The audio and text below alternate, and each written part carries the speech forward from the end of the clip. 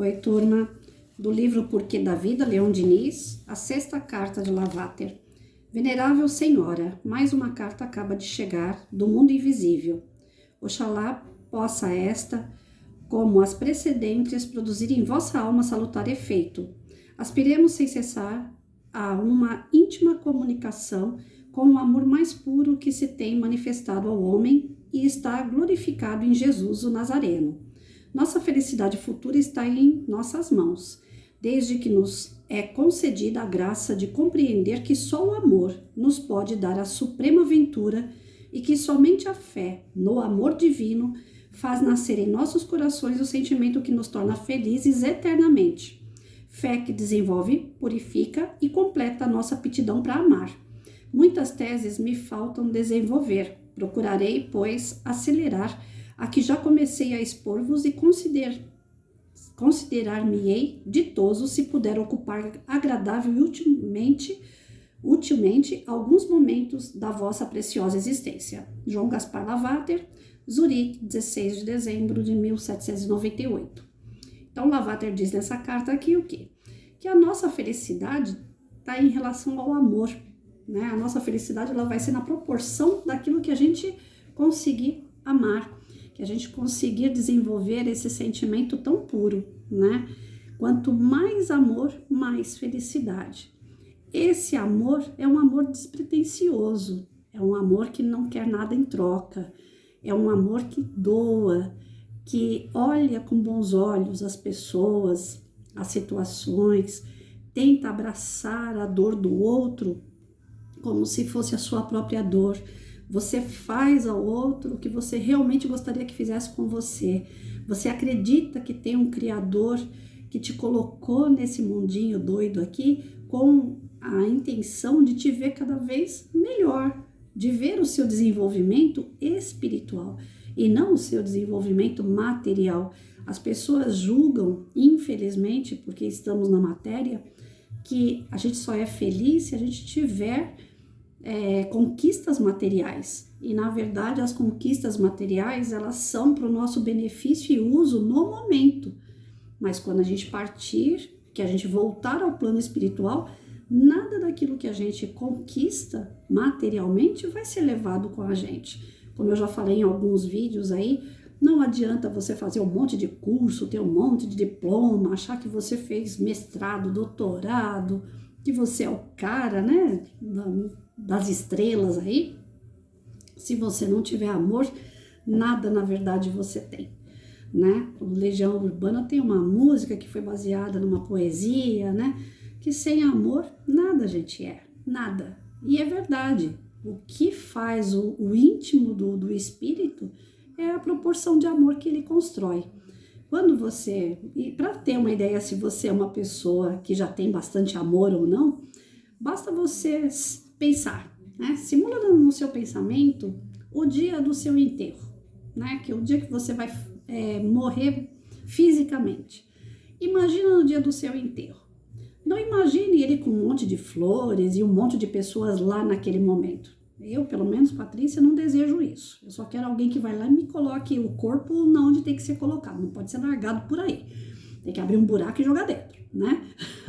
Mas imagine nesse dia quantas pessoas vão estar tristes, né? Porque a gente fica triste com a partida de uma pessoa que a gente gosta. Então imagine nesse dia quantas pessoas ficariam tristes com a sua partida. Essas pessoas que ficariam tristes com a sua partida é por você ou pelo que você faz para elas, ou pelo que você dá para elas materialmente. Então vamos refletir até hoje, o que foi que eu conquistei de amor? Quando eu saí da sala de aula, eu falei, agora eu vou ver se eu realmente fui uma professora boa ou não. Porque dentro da sala de aula, vai chegar o dia 15 de outubro, as crianças fazem festa surpresa, eles dão um presentinho, eles dão lembrancinha, mimo, abraço, beijo. Então, mais de 32 anos eu recebi esse carinho. Ótimo, mas eu estava ali, fisicamente, todo ano, né? Agora, quando eu sair da sala de aula, quantos alunos vão lembrar que eu sou professora? Que vão me mandar um feliz dia dos professores? Que vão falar para mim que eu sou importante, que eu fui importante na vida deles? Aí, para minha surpresa, quando eu saí da sala de aula, que já tem um ano, o ano passado eu ainda comemorei o dia dos professores, né? Que eu me aposentei em novembro. Mas logo quando eu saí da sala de aula, que eu me aposentei, eu recebia telefonemas dos meus alunos dizendo que estavam sentindo falta de mim, dizendo que gostavam das atividades que eu dava, que as atividades que eles estavam fazendo não era da forma que a gente trabalhava. Tenho alunos formados que já são pais, mães, que já conquistaram suas famílias, que já seguiram suas vidas e que a gente se reencontra através de Facebook, WhatsApp, meios de rede social. E eles falam: professora, a senhora me ensinou tal coisa, professora, foi muito importante o que a senhora me direcionou. Se hoje eu estou fazendo, tem um que falou que queria fazer bombeiro civil, é porque a senhora me levou no corpo de bombeiros da Polícia Militar e ali eu tive como referência, né? Tem outros que falam: se hoje eu sou uma boa mãe, se eu trato meus filhos com o limite, tudo é porque eu aprendi com a senhora, porque infelizmente eu não tive uma mãe para me ensinar isso. Quando eu ouço essas coisas, eu falo: ah, sim, então eu fui uma boa professora. Porque mesmo estando fora da sala de aula, as pessoas lembram daquilo que eu fiz por elas. Isso não me envaidece, não me deixa, eu sou a super professora, não, porque é um ou outro que fala isso. E os outros tantos que não falam nada, que eu não vejo, que eu não sei, será que eu ensinei direito? Será que eu realmente transformei a vida dessas pessoas? Então, tem gente que não, basta receber uma carta de um aluno, coloca no Facebook lá, a carta da minha aluna, porque eu amo, porque eu adoro, tal, mostra aquilo como se fosse um troféu, mas não dá continuidade na vida daquela criança, daquela criatura, porque eu falo que é criança, mas eu tenho alunos aí de 30, quase 40 anos, né? Eu sou bem, eu dei aula para o ensino médio, né? Então eu tenho 51 anos, mas eu já tinha alunos velhos na sala de aula, então hoje eu tenho alunos de tudo que é idade. E eles falam: professora, graças à senhora, né, eu aprendi tal coisa, eu fiz tal coisa. Eu não me envaideço de forma alguma, mas eu fico feliz, né? Por isso que ele fala: o amor verdadeiro lhe traz felicidade, porque eu fiz aquilo com amor. Então realmente eu plantei o amor ali. Agora, quando a gente não tem esse retorno, é preocupante, porque fala: poxa, passei pela vida e não vivi, né? Não agi, não tem efeito nenhum a minha vida aqui, o que eu estou fazendo aqui? Então, a carta vem, né, fazer a gente refletir que se a gente quer uma felicidade, a gente tem que agir com amor. É obrigação nossa agir com amor, né? Vocês devem ter passado já em algum hospital aonde vocês veem claramente a diferença de um médico que atende com amor e aquele médico que atende porque ele é médico e porque ele tem que sair dali correndo e já ir atender em outro lugar. Tem outros que já são especialistas e se acham o máximo porque eles são especialistas. Tudo isso daí é efêmero, é passageiro. Vai chegar lá do outro lado, talvez esse médico aí de nome e sobrenome vai ser socorrido no plano espiritual, porque ele mesmo não teve nada para dar para ninguém. Ele é vazio de sentimento, ele é vazio de atitudes em benefício de verdade a alguém. Então, não se iludam com diplomas, não se iludam com pessoas que têm nome e sobrenome, né? Eu estava assistindo uma novela uns dias atrás, aí, que eu gosto de assistir essas novelinhas antigas, e como que era o nome dela? Alma Gêmea, né? Eu sou péssima para gravar nome, gente. Aí na novelinha tinha uma personagem que falava assim: eu tenho sangue azul, né? Eu vim de uma família que tem brasão. Ela estava morando dentro de um cortiço, né? Então a gente não sabe o nosso dia a dia como vai ser hoje. Aquela pessoa que tem o sangue azul, que tem brasão, pode ser que amanhã esteja dentro de um cortiço também. A nossa vida é de altos e baixos, então nunca se gabem pelo que vocês conquistaram materialmente. Nós não temos esse direito, porque tudo aquilo que nós conquistamos, que nós conseguimos aqui, é porque Deus assim permitiu. Se Deus não permitisse, a gente não ia ter. Então, por que se gabar tanto, né? Por que se achar tanto? É a questão daquela, um carro, né? Tudo bem, cada um tem seu gosto, mas um carro não é feito para andar, para tirar a gente de um lugar e levar para o outro com mais segurança, com mais rapidez, né? Qual é a diferença aí entre um carro popular e um carro que custa milhões aí. Eu não vejo essa diferença. A Patrícia não consegue entender essa diferença. Ah, não, mas porque aquele assopra, assovia e ele fala sozinho e ele responde, ele dirige sozinho. Não, gente. Tá tudo errado. Quanto mais dinheiro você gasta nessas coisas, menos dinheiro você tem para dividir com aquele que mais necessita. E aí, quando a gente divide com quem necessita, não falta nada para nós. Deus não desampara a gente em nada. Quantos ricos vocês conhecem aí que já se quebraram? Né? Na época do Fernando Collor, que ele tirou dinheiro da poupança de um monte de gente, cansei de ver empresário dando tiro na testa, porque se quebraram de tal forma que não tinham como pagar as suas dívidas. Tamanho eram as suas dívidas. Se essas pessoas tivessem se planejado para o dia de amanhã, guardado dinheiro, colocado dinheiro num lugar que realmente fosse por amor, desenvolver outras pessoas, né? Vocês acham que eles tinham perdido esse dinheiro? Eu creio que não, né? Então, por mais que tenha sido, né, pilantragem política, ainda assim, as pessoas que perderam bens materiais que estavam parados, que estavam sem utilização, né? E nada acontece por acaso. Então, por mais que seja uma pilantragem política, aquilo ali foi permitido acontecer. Jesus dizia, o escândalo é necessário, mas ai daquele que comete o escândalo, né? Então, quanto ao político, vai ser dado a ele segundo a obra dele. Mas quanto aquelas pessoas que estavam guardando muito dinheiro, sem propósito nenhum de utilizar esse dinheiro em favor do próximo, perdeu porque não era para ter na mão, né? E aí as pessoas, pelo desespero das dívidas e por serem hipermaterialistas, eles se mataram na época. Muita gente se matou em razão disso. Agora, aquele que é pobre, ele ajuda o pobre. Olhem bem isso, né? A pessoa que passa necessidade geralmente é a que tira a outra da necessidade.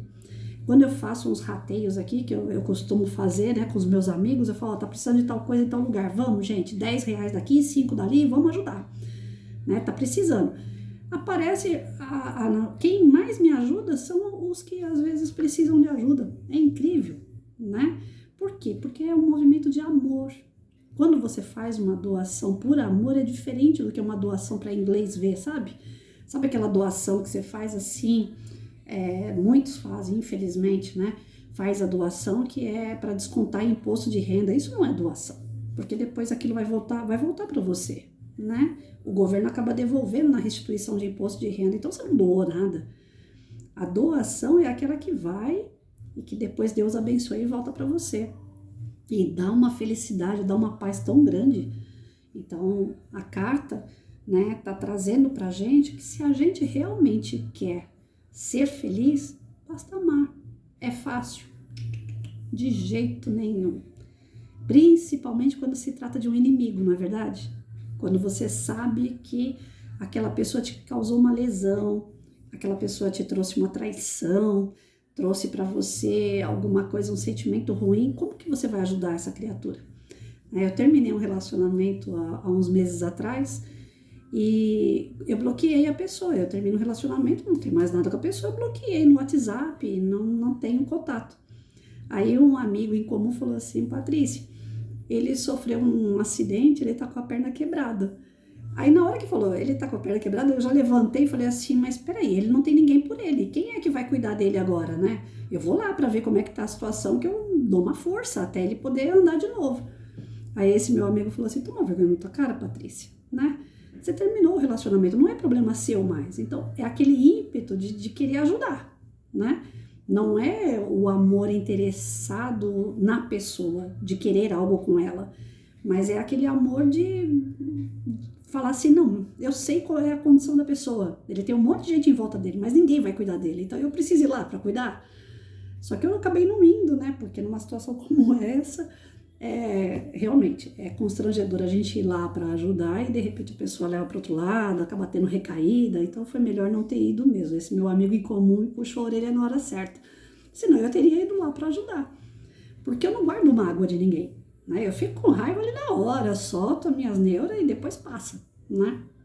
Agora tem gente que não. Ah, não, é meu ex, imagina, eu vou lá ajudar ex, ele que se lasque, né? Tem gente que pensa assim. Eu já não não consigo pensar dessa forma, né? Se precisar de ajuda e eu puder ajudar e não sem envolvimento, né? Eu ajudo, seja lá quem for, né? Aconteceu um episódio há uns anos atrás também que eu achei muito interessante, né?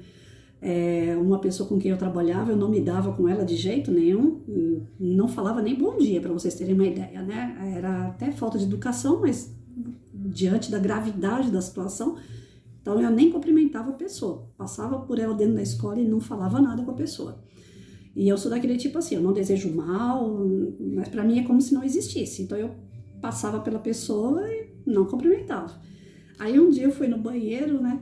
E a pessoa estava na sala dos professores chorando. Aí eu falei, pronto, e agora, né? Aí eu fiquei me coçando. Enquanto eu entrei no banheiro, eu fiquei pensando, falei, e agora? Eu vou lá ou não vou? Falo com ela ou não falo? Ofereço ajuda ou não ofereço?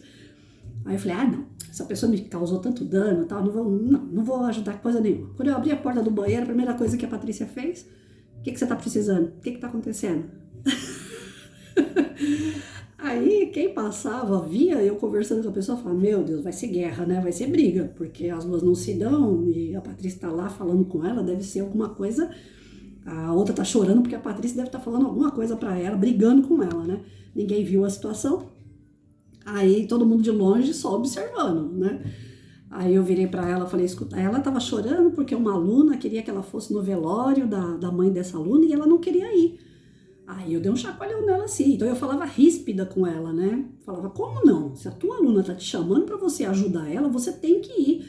Ah, mas eu perdi a minha mãe faz pouco tempo, eu ainda tô muito sensível quanto a isso, como que eu vou, né, lá para um velório, isso vai me fazer mal? Eu falei para ela, peraí, você tá sendo egoísta. Se a tua aluna tá precisando de você, vá lá e ajude a sua aluna. E as pessoas que estavam longe, vendo eu com gestos, né, falando grosso com ela, puxando a orelha dela, as pessoas achando que eu tava brigando com ela. Gente do céu, mas foi uma saia justa, porque aí quando eu terminei de falar o que eu tinha que falar, eu olhei para trás, tinha bem assim umas 5, 6 pessoas esperando para ver o que tava acontecendo, se era briga entre nós duas, né? E não era, eu tava ali puxando a orelha dela para ela poder ajudar uma outra pessoa. Eu ajudando uma inimiga para que ela ajudasse uma outra pessoa que precisava dela. Pensa que situação, que saia justa. Mas eu fiz aquilo no ímpeto do amor, né? Não pela pessoa em si, mas qualquer um que atravessar meu caminho e eu puder ajudar, eu puder falar alguma coisa que levanta a pessoa, eu não penso duas vezes. É o ímpeto, é aquele impulso de querer ajudar, não importa quem. Então eu tô tentando caminhar assim. E eu me sinto feliz. Depois que eu terminei de falar o que eu tinha que falar para ela, eu virei as costas e me senti aliviada. Aí no outro dia ela passou a querer me cumprimentar. Falei, pronto. Vamos cumprimentar, vamos pelo menos ser educada. Mas isso não vai mudar o sentimento de aquele melindre do que a pessoa fez comigo? Lógico que não, nós somos seres humanos, a gente não vai passar por uma dor que alguém causa e olhar a pessoa assim e falar, nossa, eu perdoei, eu amo essa pessoa de uma hora para outra. Isso não ocorre. Mas o exercício depois desse episódio, de cumprimentar ela no dia a dia, acabou que amenizou aquilo que eu sentia. Olha só como é que são as coisas. Não que eu tenha perdoado ou sendo perdoada, não que a situação realmente desatou aquele nó, mas amenizou, tranquilizou, ficou menos... Porque era desagradável encontrar com a pessoa dentro da escola e ter que passar e olhar para o outro lado, olhar para baixo, fingir que estava olhando no celular. Eu não precisei mais fazer isso. Acabou aquele constrangimento.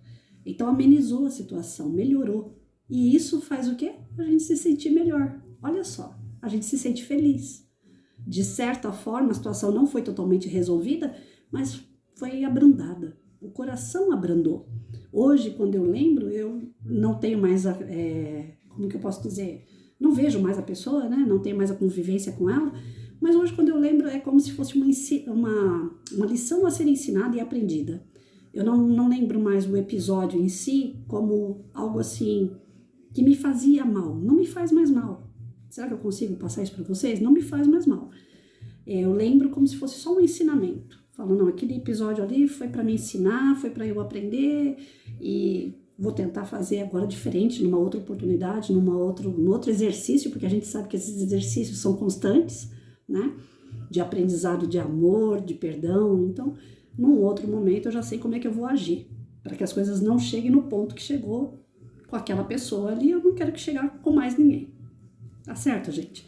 Então, a instrução que a gente recebe nessa carta é que o amor e exercício da fé que a gente tem traz melhorias para o nosso espírito. Que a gente fique mais brando, mais tranquilo, em paz, para que a gente possa seguir e tendo certeza que a gente está dando conta do nosso recado, né?